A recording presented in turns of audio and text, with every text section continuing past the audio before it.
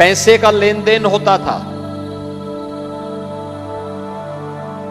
एक एक भर्ती पर बोली बोली जाती थी।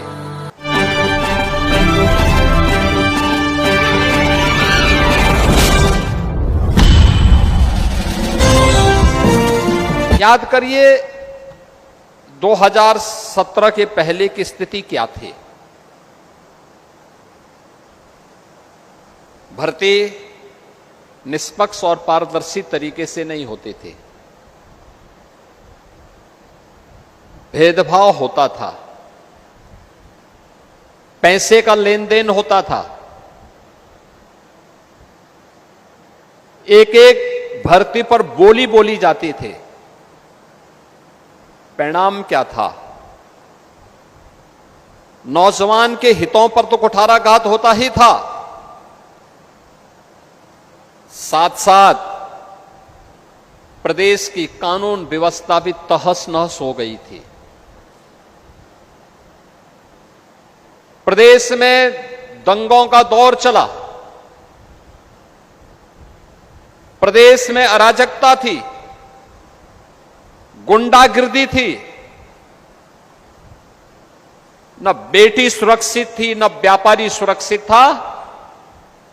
कोई व्यक्ति घर के बाहर जाता था तो सायंकाल होते होते परिवार के लोग चिंतित होने लगते थे कि वह कब घर सुरक्षित पहुंचेगा। प्रदेश में निवेश नहीं होता था तो विकास पूरी तरह अवरुद्ध हो गया था। नौजवान प्लान कर रहा था। प्रदेश के अंदर अराजकता, दंगों के उस दौर में लगातार आतंकी घटनाओं ने भी अंजाम देना प्रारंभ किया। अनेक घटनाएं प्रारंभ हुई। अयोध्या में से राम जन्मभूमि पर आतंकी हमला हो, काशी में संकट मोचन मंदिर, काशी की कचहरी, अयोध्या की कचहरी हो या लखनऊ की कचहरी, विस्फोट लगातार होते थे। सीआरपीएफ कैंप रामपुर पर आतंकी हमला, ये उसी दौर की बात है जब निष्पक्ष भर्ती की प्रक्रिया को पिछली सरकारों ने अपनी राजनीतिक स्वार्थों के लिए बाधित किया था।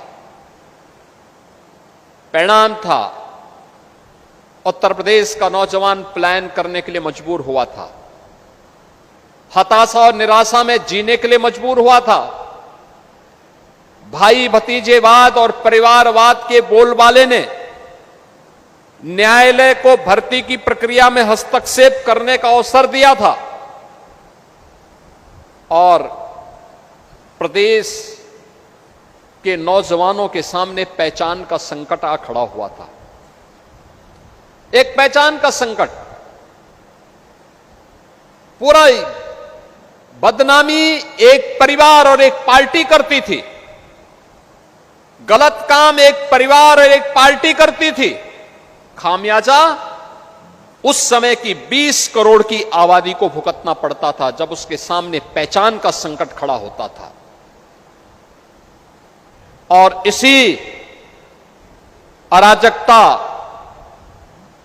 गुंडागिर्दी, लंबे कर्फ्यू के दौर से गुजर रहे उत्तर प्रदेश में प्रधानमंत्री मोदी जी के आह्वान पर 2017 में जब हमारी सरकार आती है तो हम लोगों ने भर्ती की इस प्रक्रिया को ईमानदारी पूर्वक करने के लिए इस बोर्ड की सुदृढ़ीकरण के कार्यक्रम को आगे बढ़ाया और तय किया कि भर्ती की प्रक्रिया पूरी ईमानदारी के साथ होनी चाहिए। अगर कहीं भी किसी नौजवान के भविष्य के साथ किसी भर्ती बोर्ड और आयोग ने भेदभाव किया तो उनकी जवाबदेही तय होगी। किसी ने भर्ती की प्रक्रिया में सेंधमारी की तो उसकी 7 पीढ़ियों को फिर इस सेंधमारी का जवाब देना पड़ेगा और उसके परिणाम स्वरूप जो कार्रवाई उस समय हम लोगों ने प्रारंभ की, आज परिणाम है उत्तर प्रदेश देश के अंदर सर्वाधिक पुलिस की भर्ती और सरकारी नौकरी देने वाले राज्यों में उत्तर प्रदेश पहले नंबर पर आता है, अग्रणी राज्यों में है। 8.5 लाख सरकारी भर्ती हमने अब तक संपन्न की है।